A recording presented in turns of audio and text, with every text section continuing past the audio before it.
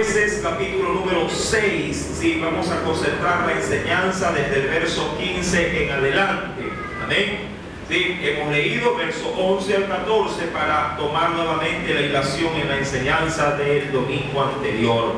Recuerde que el ángel de Dios había aparecido y de esa manera había puesto a Gedeón en el compromiso para poder establecer para el pueblo, el cual estaba padeciendo 7 años de esclavitud, de la falta de sustento por parte de los madianitas, de los amalecitas y toda la región oriental. Dice la Biblia que ellos descendían a los campos de los israelitas y como plaga de la costa, arrasaban con todo el alimento, no dejando que comer a los de Israel.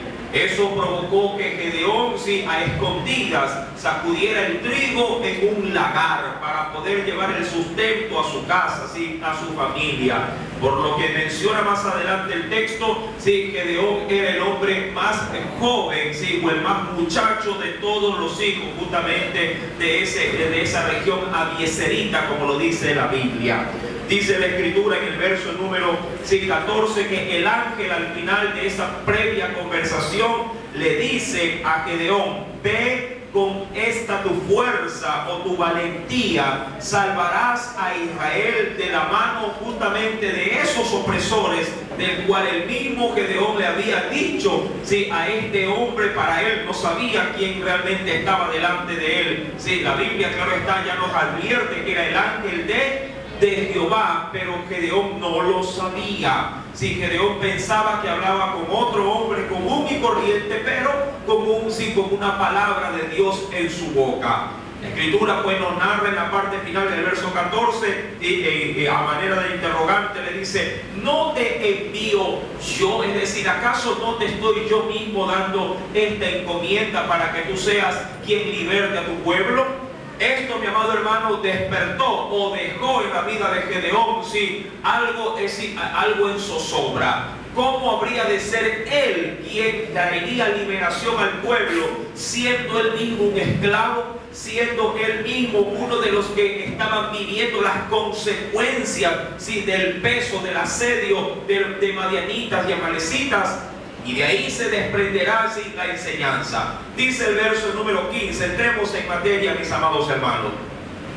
Entonces le respondió, es decir, Gedeón, aquel personaje: ah, Señor mío, ¿con qué salvaré yo a Israel? Verso número 15. He aquí que mi familia primeramente es pobre en la región o en la tribu en Manasés, y yo soy, dice ahí, el menor de la casa de mi padre. Primer punto, mi amado hermano, si él se sorprende al escuchar esta insinuación para poder traer liberación al pueblo y le pone 2 excusas. La primera, ¿qué es lo que dice el verso 15? ¿Cuál es lo primero que él menciona? Yo soy pobre, es decir, no tengo o no poseo los recursos como para poder llevar al pueblo a una guerra para ser libertados. Mi amado hermano, eso me recuerda también un encuentro que tuvo otro siervo de Dios, pero cuando fue enviado no para, en este caso, libertar al pueblo de Israel de su propia tierra, sino en la tierra de Egipto. Algo muy similar también lo se experimentó, y si me acompaña por favor a Éxodo capítulo 3, verso 10 al 12, también Moisés frente a Dios manifiesta las mismas palabras. ¿Quién soy yo?, dice él, hablando de esta situación. Vayamos rápidamente por favor a Éxodo, el segundo libro de la Biblia. Éxodo capítulo número 3, versículo 10 al 12. Dice ahí: ven, le dice el Señor, ven por tanto ahora y te enviaré a Faraón para que saques, dice ahí, de Egipto a mi pueblo, los hijos de Israel. ¿Qué le responde Moisés a Dios? Verso 11. Entonces Moisés respondió a Dios diciéndole: ¿quién soy yo para que vaya a Faraón y saque de Egipto a los hijos de Israel? Y el verso 12 responde, y él le respondió: ve, porque yo estaré contigo. Hasta ahí quiero llegar. Yo estaré contigo. Sí, más adelante tomaremos el resto del verso, sí, del versículo que estamos leyendo. Mi amado hermano, recuerde que este mensajero, sí, le dice a Gedeón: anda con tu fuerza a libertar al pueblo. Y dice ahí en la parte final del verso 14: no te envío yo. Claro está, vuelvo y repito, Gedeón no sabía que era Dios mismo dándole la encomienda para hacerlo. Verso número 15, dice la escritura: entonces le respondió: Señor mío, ¿con qué salvaré yo a Israel? He aquí que mi familia es pobre en Manasés, y yo, dice ahí, soy el menor de la casa de mi padre. Es decir, que como segunda limitación no solamente apela a su falta de recursos, sino también a su falta de madurez o crecimiento o estatura para poder también afrontar una guerra. Y me recuerda también, sí, otro suceso con un profeta. En Jeremías capítulo número 1, versos 6 al 8, mire lo que dice el Señor cuando llamó de manera inicial a este gran profeta. Jeremías capítulo número 1, luego del profeta Isaías, ¿sí? ¿Lo tiene? Jeremías capítulo 1, ¿sí? Versículo número 6 al 8. Mire cómo le responde el profeta a Dios luego de que Dios lo llama también para enviarlo. Y yo dije: Señor mi Señor Jehová, he aquí, no sé hablar. Dice ahí, ¿por qué razón no sabe hablar? Porque soy niño, es decir, soy muy joven, o soy demasiado joven, o no tengo la experiencia como para poder, sin tener la habilidad que puede tener un hombre adulto. Sí, soy niño. Y me dijo Jehová: no digas soy un niño, no porque no lo sea, sino porque cuando Dios llama, indistintamente la edad que se tenga, Dios al que llama, usted recordará el tema que un día también predicamos, Dios al que llama también capacita, ¿sí? Lo faculta con aquello que carecemos, ¿sí? Verso número 7: no digas soy un niño, porque a todo lo que te envíe irás tú, y dirás todo lo que te mande. No temas delante de ellos, porque contigo estoy para librarte, dice Jehová. Y Jeremías terminó haciendo ¿qué cosa? La voluntad de Dios. Ahora, en ambas situaciones se sentía, sí, Gedeón, sí, se sentía falto de recursos por su pobreza, por su calamidad financiera, sí, por falta de alimento, pero también puso como excusa de que él era el menor de su casa. Sí, yo soy un muchacho, no voy a poder, sí, poder llevar a cabo ese reto. Versículo número 15, recuerden. Sí, en la parte final dice: y yo el menor en la casa de mi padre. Ahora, veamos cómo Dios sí le responde. Jehová le dijo: ciertamente yo estaré contigo. Lo primero, tú no lo vas a hacer, o por lo menos no lo vas a hacer solo. Yo te voy a acompañar. Recuerda, mi querido hermano, tú siempre has tenido presente en la Biblia retos como estos. Sí, cuando Dios te envía a algún lugar, o diríamos, cuando Dios te da una orden, te da una palabra, sí, Él no te deja solo, siempre va a tu lado. Pero no por ello tú puedes darle a Él la total responsabilidad de lo que Él te ha ordenado hacer. Mi amado hermano, tú eres el instrumento que Dios va a utilizar para que Él pueda cumplir, diríamos, su propósito, si sea el que te haya otorgado, sea el que te haya prometido. Pero te va a usar a ti. No puedes decir, si no le puedes decir a Dios: Señor, si a tu palabra lo dice, hazlo tú, y yo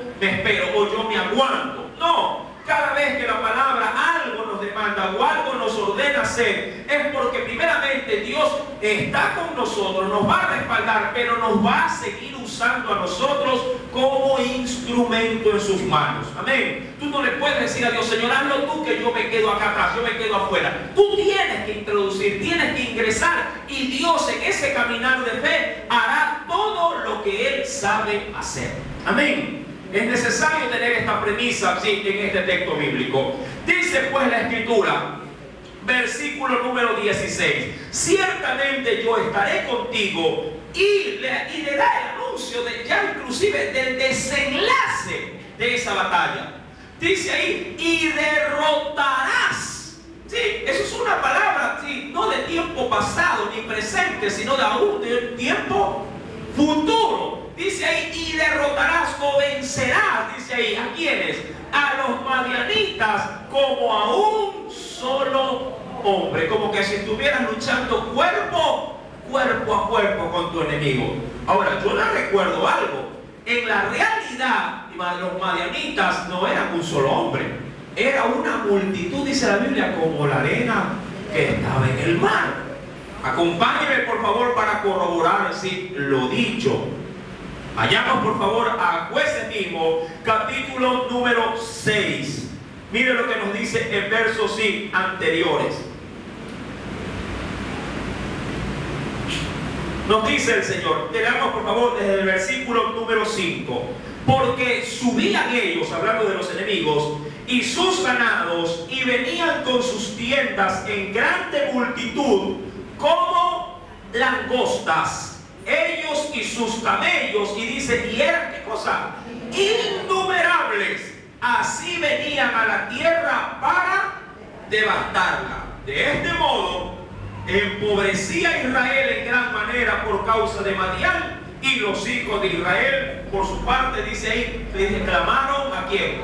Clamaron a Jehová. Mi amado hermano, y si los enemigos de Israel no eran un solo hombre, eran sí, como dice la Biblia, como una plaga, como langostas innumerables, no se podía llegar a contar.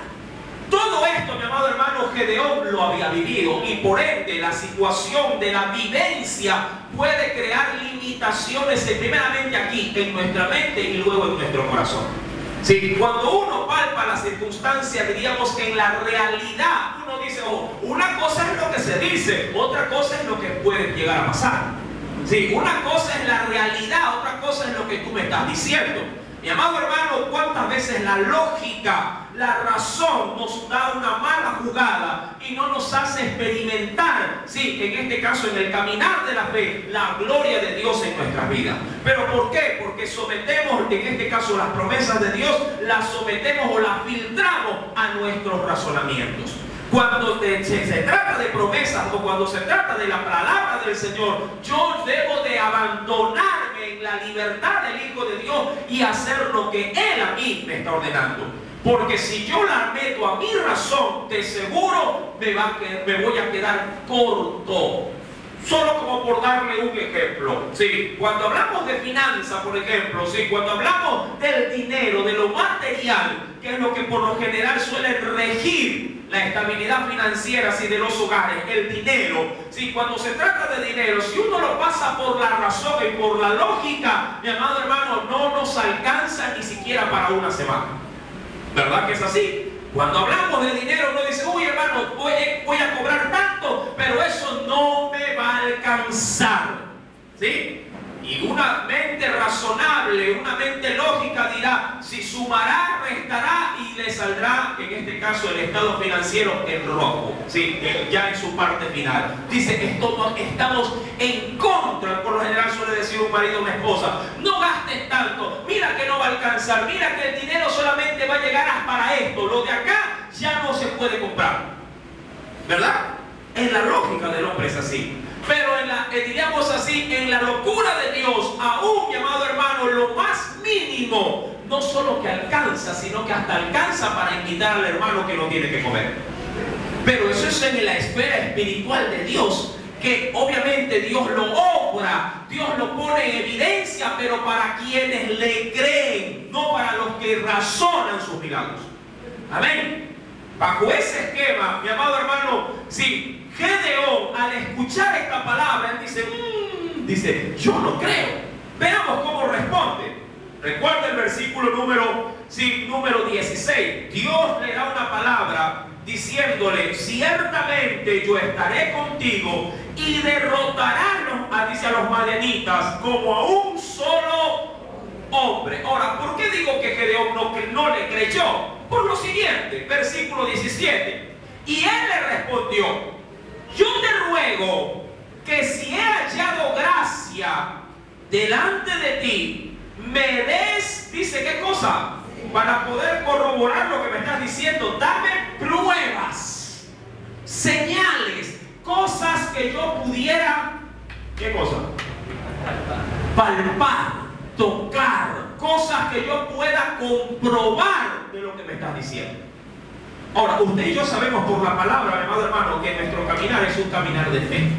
Nuestro caminar no es un caminar, mi querido hermano, ¿sí?, que se someta, ¿sí?, a comprobar las promesas de Dios. Aquí en el caminar del Evangelio es: Dios lo dice, yo lo creo, y todo cuestionamiento queda a mi espalda. Ese es nuestro caminar. Mi amado hermano, Gedeón escucha la voz de Dios. Claro, vuelvo y repito, Gedeón no sabía que él era un mensajero directamente enviado ¿de dónde? Del cielo al suelo. Sí, a lo mucho a Gedeón lo que se le pudo haber pasado por la mente, debió haber sido, dice, por ejemplo, sí, un profeta de pronto, que había muchos en Israel. Sí, a lo más, sí, este es un profeta, pero él no sabía que este mensajero era un ángel de parte del Señor. Versículo número 17, perdón, 17. Y él le responde: yo te ruego que si he hallado gracia delante de ti, me des señal de que tú, dice, has hablado conmigo y me interesa el asunto. ¿Por qué? Cuando usted analiza ese versículo, usted póngale asunto a la expresión. Gedeón es muy preciso. Era joven, pero era tonto. ¿Sí? Y más allá, había algo de valentía en él. Recuerde que de toda su familia, ¿quién estaba limpiando el trigo? Él ¿qué cosa era? O el puesto de jerarquía de la familia, ¿él qué lugar ocupaba? El último de todos. ¿Y qué no? Y los otros hermanos, los mayores, ¿dónde estaban? Escondidos. ¿En dónde? En la cueva. ¿Sí? Cuando se trataba de ir a buscar el pan, siempre decían: ¿quién va a ir? No, anda tú, no, lo que vaya Gedeón. Y lo mandaban. Como cuando sucede a veces en casa, ¿no? ¿Quién quiere ir a comprar? Nadie quiere ir a comprar. Y sobre todo si están sentados frente a un televisor, nadie quiere salir. Sí, y siempre se les suele, muchas veces, ¿no?, se les suele imputar esa responsabilidad. Dicen algunos, o al más tonto o al más ingenuo. Dice: no, que vaya él, anda, que tú eres chévere, le dicen, lo manda. No. Mi amado hermano, Gedeón, sí, no iba porque era chévere, Gedeón iba porque era valiente. Sí, y sus hermanos eran timoratos, cobardes. Pero alguien tenía que asumir esa responsabilidad, y Gedeón siempre decía: soy yo el que tengo que ir a ver la comida para mí, para mi padre, para mi madre. Al parecer Gedeón no tenía, sí, esposa, no tenía familia, justamente por su edad. Versículo número 17. Entonces Gedeón, recuerde, le ruega a este varón que lo tiene delante y le dice: dame señal de que tú, ojo, has hablado, es decir, de que la palabra que me has otorgado en este tiempo viene de parte de Dios. Dame señal de que tu palabra se cumplirá. Es verdad, tú lo has dicho, pero ¿qué me garantizará a mí que esa palabra sea real en mi vida? Ahora, esta duda que tiene Gedeón hasta en parte es valedera, en parte, y en parte no lo es. Porque yo lo necesito para poder comprobar que la palabra es verdad en mi vida, sí, por medio de señales. Mi amado hermano, ¿qué objetivo cumple en sí mismo, sí, una señal de parte del cielo para el hombre? Sí, a mi manera de ver, y como para hacerlo un poquito más didáctico, sí, dos propósitos tiene, sí, la señal. O diríamos así, los milagros que Dios demuestra a los hombres. Si sea del índole que sea, si sean sanidades, sean de pronto milagros extraordinarios como caminar sobre las aguas, si como abrirse el mar y partirse en dos, como que salga agua de la roca, como que caiga pan del cielo como lo fue el maná, si curaciones, cojos se levanten, los ciegos puedan ver. Las señales, todas ellas, a mi manera de ver, cumplen dos propósitos.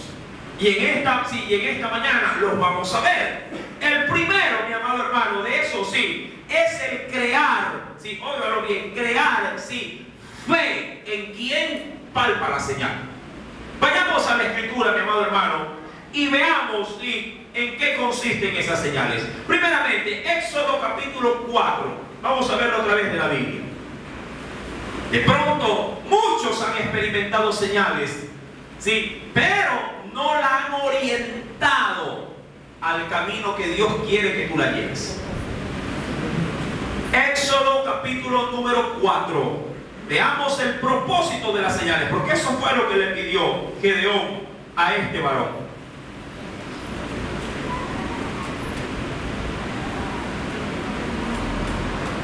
¿Ya lo encontró? Libro del Éxodo, capítulo número 4, versículo 9. 8 y 9 podríamos decir. 8 y 9. ¿Ya lo tiene? Dice ahí: si aconteciere que no te creyeren, ni obedecieren a la voz, ¿de qué cosa? De la primera señal. Ahora, ojo, leyendo el texto con detenimiento, una señal, ¿sí?, es, o se lo podría asemejar también como una especie, simplemente como para enmarcarlo referencialmente, una especie de palabra, pero no hablada, sino una palabra demostrada de Dios para el hombre, ¿sí? Cada vez que, es decir, que en tu vida ocurre un milagro, Dios por medio de ese milagro te está también hablando. Amén. Dios también te está diciendo: sí, existo, soy real en tu vida. Amén. No esperes muchas veces, sí, que salga una voz de pronto del vacío y le diga: aquí estoy, yo soy tu Dios, ¿qué quieres? A veces uno quisiera oír, en los momentos sobre todo de mayor necesidad, palabra de Dios para su vida. Pero a veces te ha pasado que en el momento más crítico, más de mayor necesidad, vas a la Biblia y dices: Señor, háblame. Y cuando te habla, más bien te menciona acerca de la bestia. Ay, esto no debe ser de Dios. No, a veces en la desesperación uno busca palabra de Dios, y no es que la palabra no esté, está la palabra, pero nuestra ofuscación es mayor y nos enseguece a la palabra. Y Dios, al ver nuestra desesperación, Dios también nos habla a través de sus milagros. Sí, es verdad, estás desesperado, no hay que comer. Viene la vecina del frente y te dice: vecina, tenga, sí, ahí me sobró estas papitas, a ver si es algo por ahí. Y Dios te está hablando, sin necesidad de decírtelo, se lo está demostrando. Amén. ¿A cuántos Dios les ha hablado así? ¿Verdad? Bueno, miren lo que dice el versículo. Versículo número 8 al 9. Si aconteciere que no te creyeren, ni obedecieren a la voz de la primera señal, creerán a la voz de la postrera señal. Y si aún no creyeren a estas dos señales, ni oyeren tu voz, tomarás de las aguas, dice ahí, del río, y las derramarás en tierra, y se cambiarán aquellas aguas que tomarás del río, y se harán sangre en la tierra. Señales, señales, señales. ¿Para qué son las señales? Para que nosotros creamos. Eso es lo que dice el texto. Y si no te creyeren, la señal tiene un propósito en Dios: el poder crear en medio, sí, de los hombres, sí, la fe necesaria para que podamos creerle a Dios. Cada vez que tú oras por un hijo enfermo, por un pariente enfermo, y el Señor te lo sana, Dios te está diciendo: sí, soy real, estoy aquí presente, no te he dejado solo. Cree por medio de la señal. Amén. Adicionalmente, mi amado hermano, acompáñeme por favor también a otro texto de referencia: Deuteronomio capítulo 7. Deuteronomio capítulo número 7. Luego iremos también al Nuevo Testamento.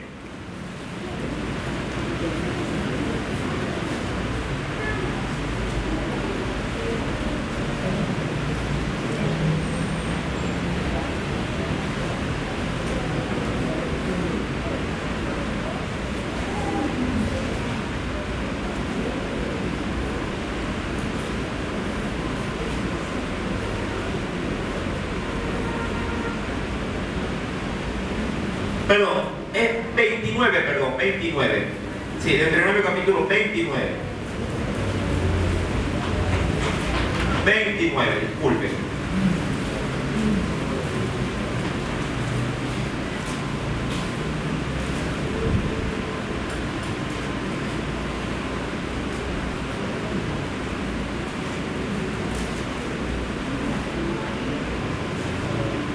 ¿Ya? Leamos por favor, versículo 2 al 3. Deuteronomio 29, verso 2 al 3. Dice el Señor: Moisés pues llamó a todo Israel y les dijo: vosotros habéis visto, ojo, visto todo lo que Jehová ha hecho delante de vuestros ojos en la tierra de Egipto. ¿Sobre quién? A Faraón y a todos sus siervos, y no solamente a ellos, sino dice, y a toda su tierra. ¿Qué cosa habían visto? Las grandes pruebas que vieron vuestros ojos, las señales y las grandes, ¿qué cosa? Y las grandes maravillas. Recuerda, Dios todo lo hizo, sí, para poderle crear en su pueblo fe, para que crean que Dios existe, es real. Ahora, lo opuesto, la segunda parte, una señal también puede venir, no solamente para dar fe, sino también para crear, miren, en la dureza del corazón, crear incredulidad también. Usted dirá, ¿cómo es posible? Sí, mi amado hermano, las señales que Dios hace o te afirman en su palabra o te hacen retroceder en el caminar del Evangelio. ¿Cómo así? Veamos, mi amado hermano, ¿sí?, qué nos dice el Señor. Acompáñame al Evangelio según San Juan. ¿Sí? Dejemos que el mismo Jesús nos responda. Capítulo número 12. Evangelio según San Juan. Capítulo número 12. El cuarto Evangelio.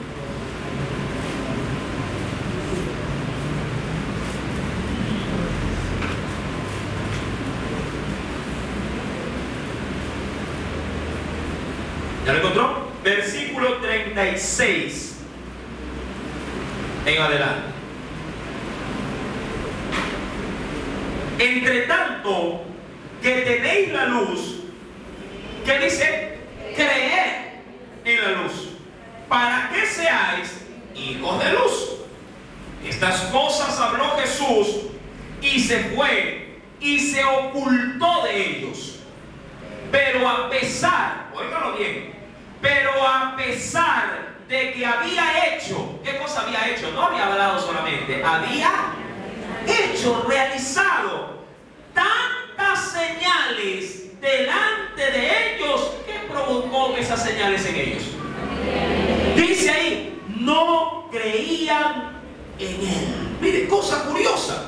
Diría usted, mi amado hermano, yo no sé si de pronto usted ha experimentado algún hecho sobrenatural en su vida.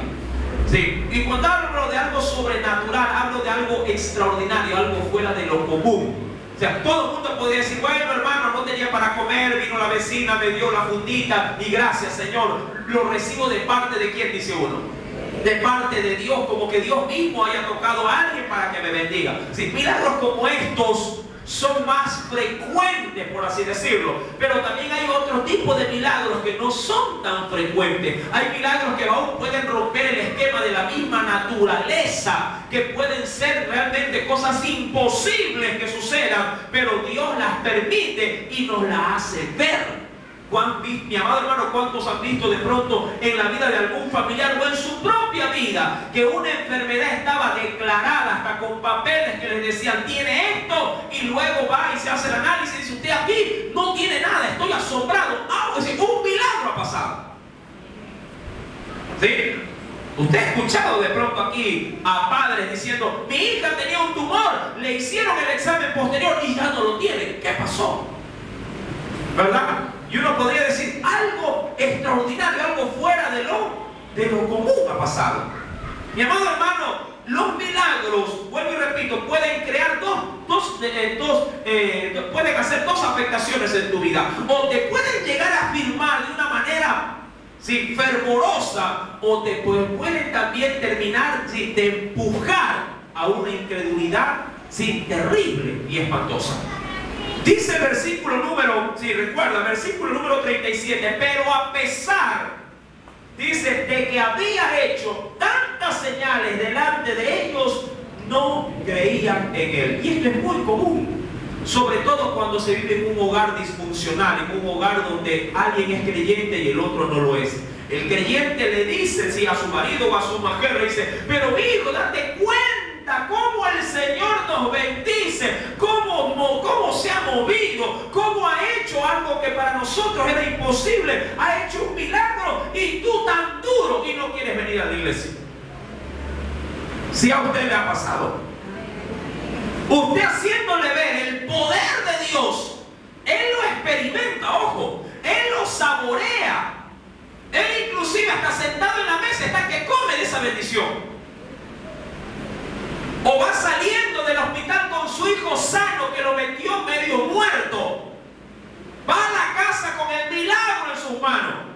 Pero aún así está duro. Veamos otro texto. En el mismo Evangelio de Juan, no lo pierdan. En el capítulo 15.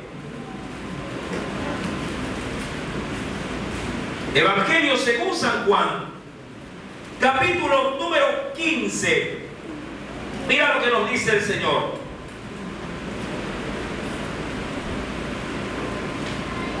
Verso 23 en adelante.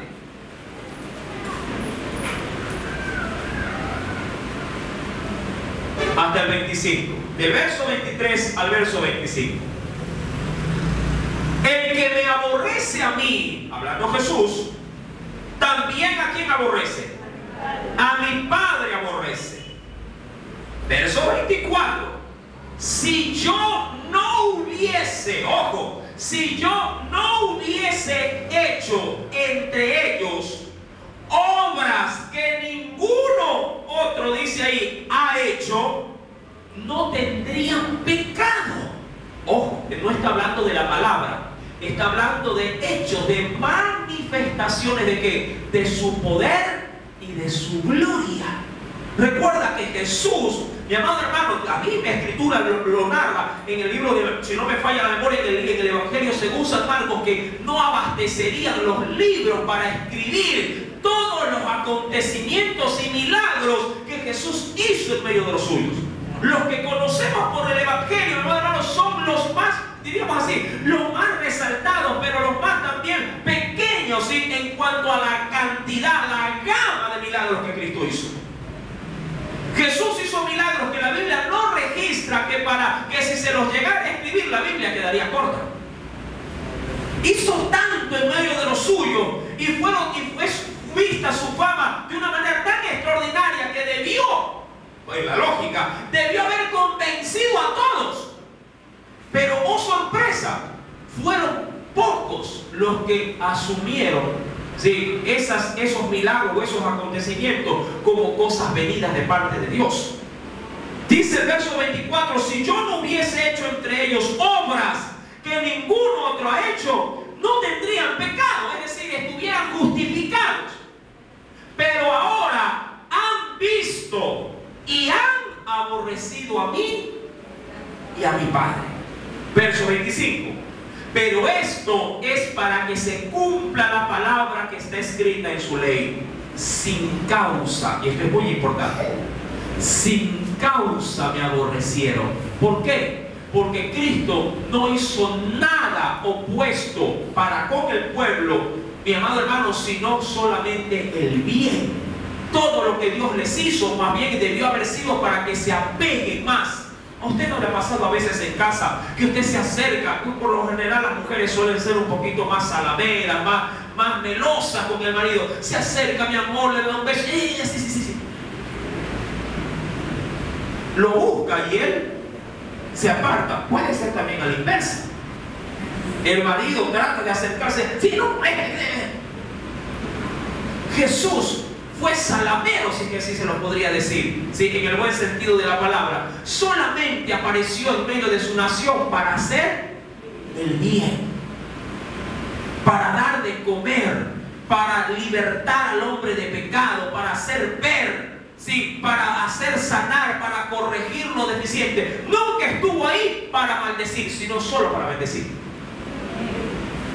Y todo eso, mi amado hermano, en vez de provocar en el pueblo una reacción favorable, no, la Biblia dice en el verso número 25, sin causa, más bien, ¿qué pasó? Me aborrecieron e hizo señales a millar y surgir, a montón. Mi amado hermano, Gedeón le dice al ángel, dame una señal. Ahora recuerda, la señal puede provocar dos cosas. O te puede afirmar para que le creas, o te puede volver incrédulo también. Te puede crear en tu corazón incredulidad. ¿Sí? Mi amado hermano, si tú has visto milagros en tu hogar y estás endurecido todavía, más allá de lo que Dios te ha demostrado, yo creo que deberías de tener o poner sumo cuidado en el futuro de tu alma. Sumo cuidado. Has visto la mano de Dios en tu vida y eso todavía no te ha empujado a volcarte por completo a Dios. Sí, debería de ser una situación que tú deberías darle importancia y poner las barbas, como dicen ahí, el remojo, para tratar de hacer las paces con Dios. Si Dios te ha permitido señal tras señal, milagro tras milagro, si te ha comenzado a manifestar sus misericordias, mi amado, yo te aseguro que hay hermanos dentro de la iglesia que están esperando recibir, sí, diríamos así, una migaja del pan que tú ya estás comiendo. En cuanto a sus milagros me refiero. ¿Sí? A veces cuando conversamos con mi esposa, nosotros solemos decir, oye, pero fulano de tal ha experimentado tanto en Dios que debería de estar, pero aquí adelante, buscando, clamando. Y hay quienes lo buscan y están ahí, y todavía el milagro está en stand-by, está a la espera. Como cuando uno va al banco y dice, ¿qué ticket tiene? ¿Qué número tiene? Se me ocurre, Z60 y ya va A1. ¿Verdad? Es triste coger un ticket así, ¿no? No, y está buscando un ticket caído por si acaso. ¿Verdad? O alguien se lo dé, ¿verdad? Con mi esposa suele hacer eso. Ella siempre me acompaña a la fila en el banco. Ella va conmigo, ¿sí? Y cuando yo ya me toque en la ventanilla, ella se queda, ve a alguien que está, sobre todo si hay algún anciano o alguna persona que lo dice, y le da el puesto. Venga, quédese acá. Claro que la gente igual hace bulla y todo. ¿Sí? Mi amado hermano, hay personas que saborean constantemente las misericordias, las señales, pero aún así, duros, indiferentes con Dios. Milagro tras milagro. ¿A cuántos el Señor les ha salvado la vida, por ejemplo? De morir. ¿Cuántos han estado participantes de un accidente o de algún tipo de circunstancia que te puso, ¿sí?, entre la espada y la pared, la tumba, diría yo, entre la muerte y la vida? Y Dios de ahí dijo, no, todavía no. ¿Verdad que cuando uno experimenta estas cosas, uno en ese momento, Señor, ahora sí, Padre, en el nombre de Jesús? Pasa un mes, pasa unos días y dice, ya, sí, el Señor me libró, pero hay que trabajar, hermano, hay que trabajar, hay que moverse la plata, el dinero, usted sabe que, ¿verdad? Señales que otros quisieran tenerlas, pero sin ver y sin experimentar estas señales, le han creído a Dios y no se desprenden de su Dios. ¿Por qué Dios te demuestra sus señales? Una pregunta muy válida. ¿Por qué? Porque Dios quiere manifestarte sin que Él es Dios. Y Él, mi amado hermano, sí, no se cansa de hacerlo, pero lo hace con un propósito, para que tú te afirmes. Amén. La Biblia, mi amado hermano, no en vano nos habla acerca de esto. Acompáñame, por favor. Quisiera compartir contigo algo muy especial. En el Evangelio de Marcos, capítulo número 8, quiero ver dos partes en este texto, en ese mismo libro del Evangelio de Marcos. En el capítulo 8, verso número 12. Evangelio según San Marcos, capítulo 8. Marcos 8, verso número 11 al 13, de hecho, para leer ese pequeño texto ahí.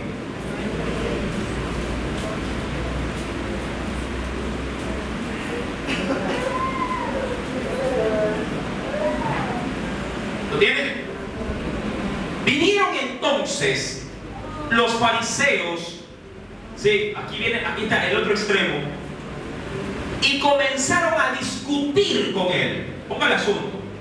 Pidiéndole señal. ¿De dónde? No la querían de cualquier lado. Ojo, ellos pidieron, o mejor dicho, ellos tentaron a Jesús, pidiéndole algo, sí, de manera muy particular. No querían ver el típico milagrito, como decían ellos, así de que se levante el muerto, que caiga. No. Quiero ver señal, si es posible, abre el cielo y quiero ver algo especial. Hay mucha gente que es así después. Sí, hay mucha gente que dice, si no veo una vaca volando, no lo creo. Y si la veo, dudo. Sí, ven, se acerca, si no le han puesto un cohete a la vaca, por si acaso salió volando. Mi amado hermano dice, y vinieron los escribas, los fariseos, y comenzaron a discutir con él, pidiendo señal. Pero ¿para qué lo querían hacer? Miren, qué cosa tan terrible, ¿no? Pedir señal, pero ¿para qué? Para tentar. Pero sería absurdo, y a veces Dios, mi amado hermano, en su misericordia nos la concede. El marido le puede reclamar, yo no te creo, le dice que Dios me va a dar un empleo.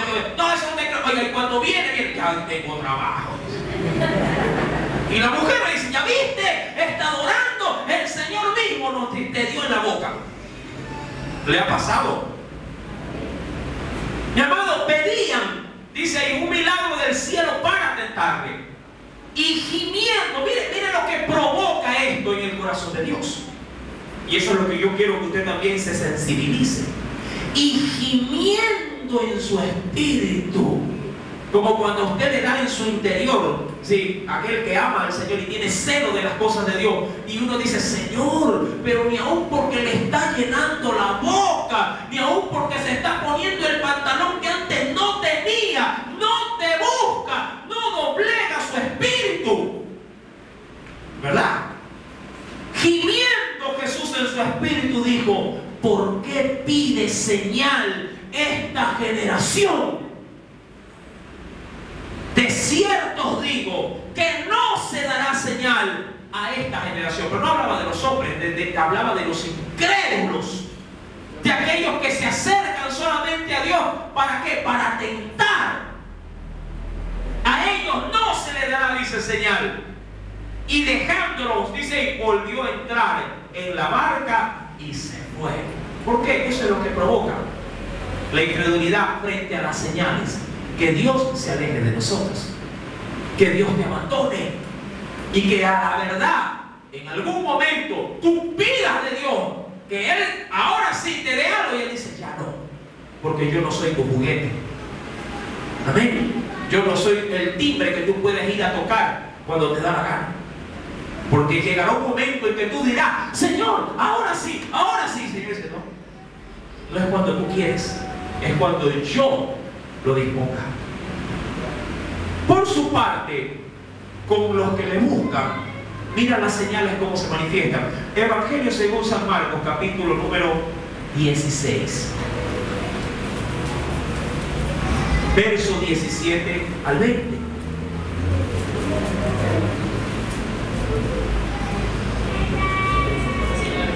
¿Qué dice?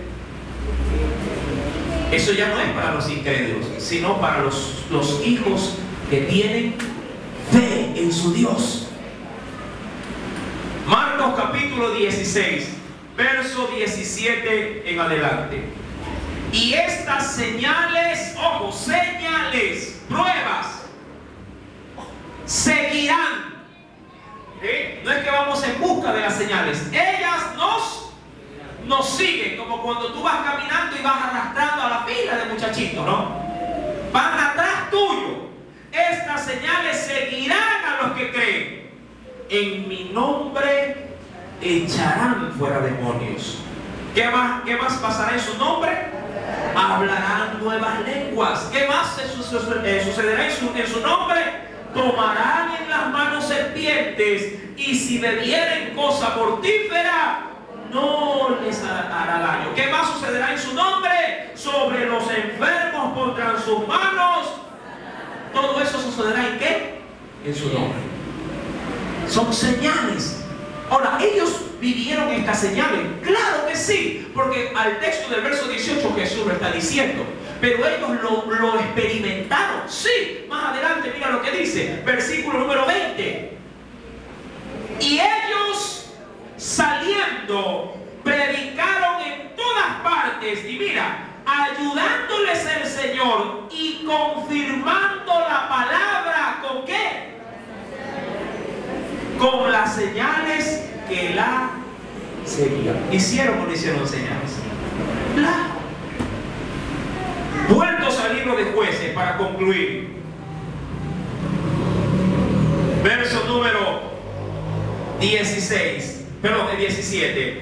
Y él respondió: Gedeón, yo te ruego que si he hallado gracia delante de ti, me des señal. Ahora, esa señal que él pedía, y aquí le propongo a su juicio, ¿era por incredulidad o no?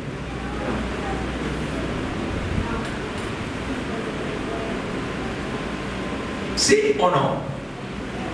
¿Había o no en él incredulidad? Termine de leer el verso 17, va. El mismo texto tiene la referencia. Yo te ruego que si he hallado gracia delante de ti, me des señal de que tú has hablado conmigo. Vuelva a leer el texto. En mi cara no hay nada, en la Biblia está todo. Ahí está.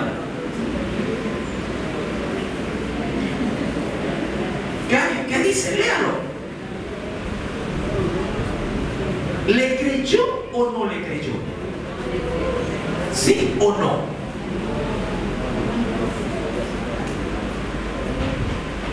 Bien, véanlo de esta manera. Cuando va a haber un compromiso, ¿sí? Y sobre todo para un noviazgo, ¿sí? El muchacho le dice a la muchacha: yo te amo, con toda mi alma te amo, no puedo respirar sin ti. ¿Verdad que así es, no? Y ahí es donde le ofrecen la luna, las estrellas, y después la estrellan a ella, ¿sí? Bueno, le ofrece todo, ¿no? ¿No? Y por lo general ella le suele decir a él, ¿sí? Bueno, todo esto que me has dicho está bonito, si estoy también locamente enamorado de ti, pero quiero que me lo pruebes. No cuando el hombre le pide a ella la prueba de amor. Sí, eso es otra cosa que no debería de pasar. Sí, pero sobre todo para que la relación pueda, diríamos así, tomar un grupo formal.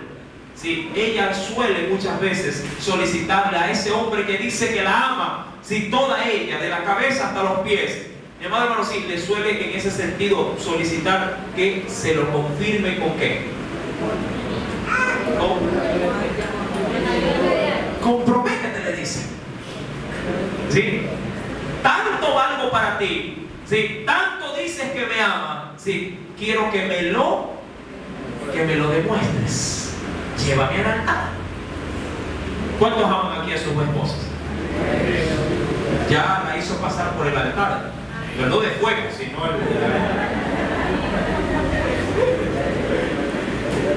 ¿Cuántos tienen que arreglar su vida? Vamos a matar dos pájaros de un tiro.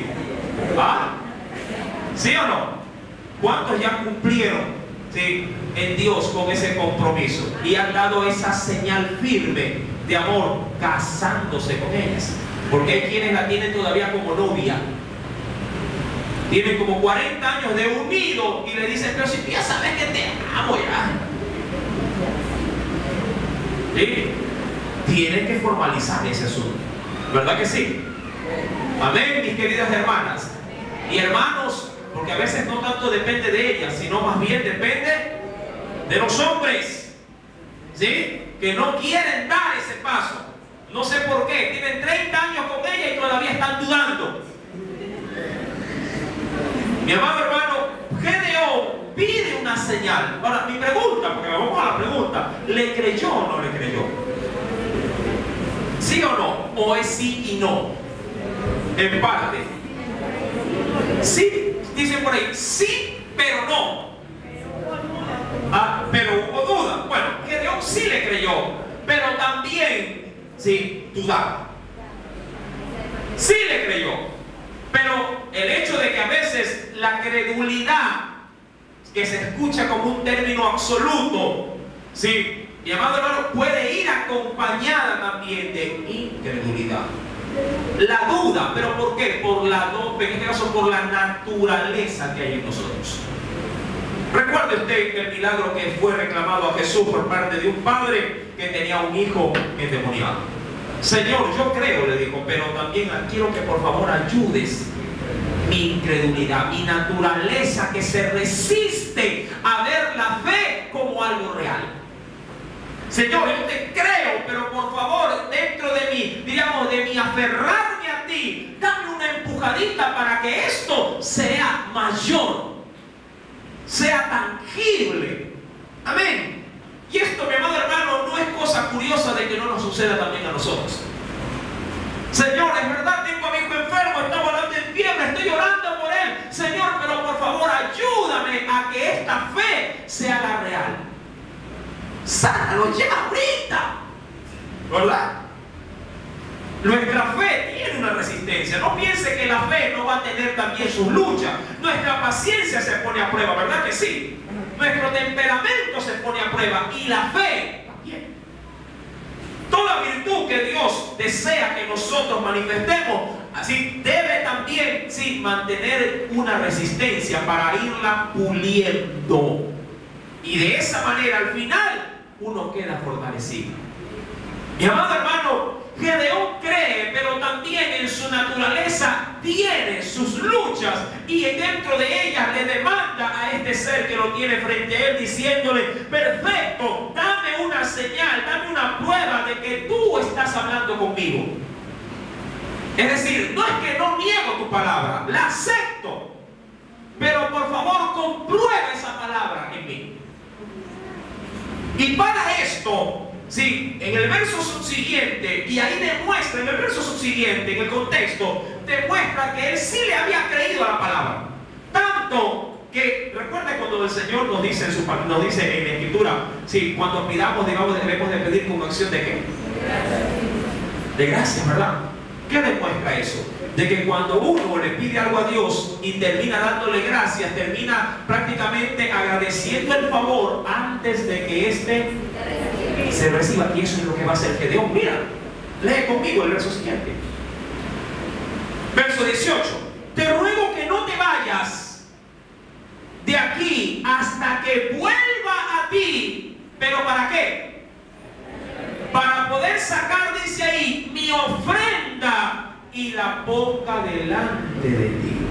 ¿Y esa ofrenda a razón de qué?